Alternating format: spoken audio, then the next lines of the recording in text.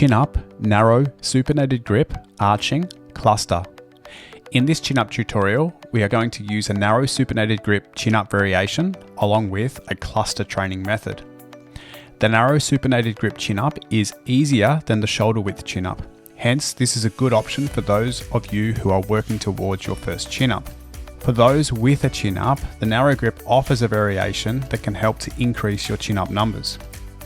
In this arching chin up variation, you will bend your knees and pull your heels towards your butt. Bending the knees will shorten the lever length and target more of the upper back muscles. In the beginning, the arched position can feel harder because you've not engaged your back muscles like this before, but over time, I promise this variation will increase your chin up numbers.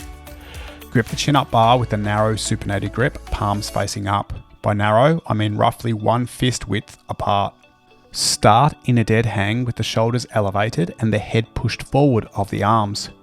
Bend your knees and pull the heels of your feet towards your butt. Contract your glutes to keep the hips extended during the rep. Focus on depressing and retracting the shoulders before bending the elbows. Notice how this increases the arch and lifts the chest towards the pull-up bar. After setting the shoulders, bend the elbows and pull your chest to the bar or as close as possible. Think about pulling your elbows back and down as hard as you can.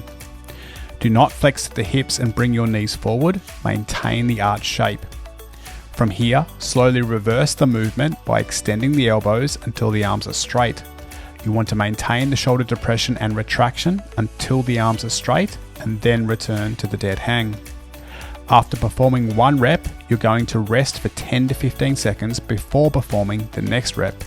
This is the cluster method. We take intra-rep rest to allow the body to recover so that we can do more reps with better form. After resting, do your next rep. Continue to rest 10 to 15 seconds between each rep until you complete the set. If you find the set easy, you can start to add weight to the chin up by using a weight belt. Allow the form to dictate the load and not the other way around. The cluster method is an excellent training method that can be used to increase strength in any movement. The trick is to keep the reps in the 2 to 5 rep range and to focus on the quality of the repetitions. If you found this video helpful, please click the like button and subscribe to the channel.